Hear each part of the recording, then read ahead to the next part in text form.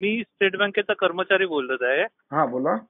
अ, त्या दिवशी गुढीपाडव्याला जे राजसाहेबांचं भाषण झालं त्याच्यात त्यांनी बँकेमध्ये मराठी बोलण्याच्या मुद्द्यावर भाष्य केलं. हा तर मी आवर्जून सांगू इच्छितो याचे खूप चांगले परिणाम बँकेत दिसू लागले आहेत. हा हा म्हणजे खूप वर्ष आम्ही वाट बघत होतो की बँकेमध्ये मराठीला डावललं जातं का, असं आमची एक खंत होती हा की हिंदी पखवाडे साजरे केले जायचे बँकेमध्ये, पण मराठीला दुजाभाव मिळायचा.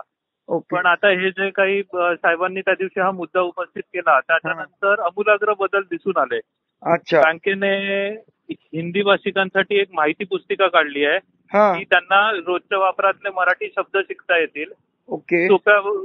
सोपी मराठी त्यांना बोलता येईल याच्यासाठी एक माहिती पुस्तिका बँकेने उपलब्ध करून दिली आहे. तसेच बँक आता ऑनलाईन क्लासेस पण हिंदी भाषिकांसाठी घेते आहे की ज्याच्याकडून हिंदी भाषिकच असे नाही कोणीही असेल की ज्यांना महाराष्ट्र राज्यात मराठी शिकायची आहे आणि बोलायची आहे त्यांच्यासाठी आता बँकेने मराठी क्लासेस पण उपलब्ध करून दिले आहेत. तर हे खूप खूप चांगला बदल या भाषणामुळे दिसून आला. तर त्याच्याबद्दल मी खूप आभारी आहे. तर आभार व्यक्त करायला म्हणून मी फोन केला. थँक्यू थँक्यू थँक्यू थँक्यू धन्यवाद.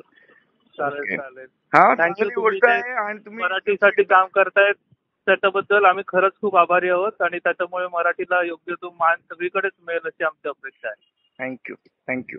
हा सांगतो साहेबांना सांगतो. धन्यवाद धन्यवाद धन्यवाद. Okay okay.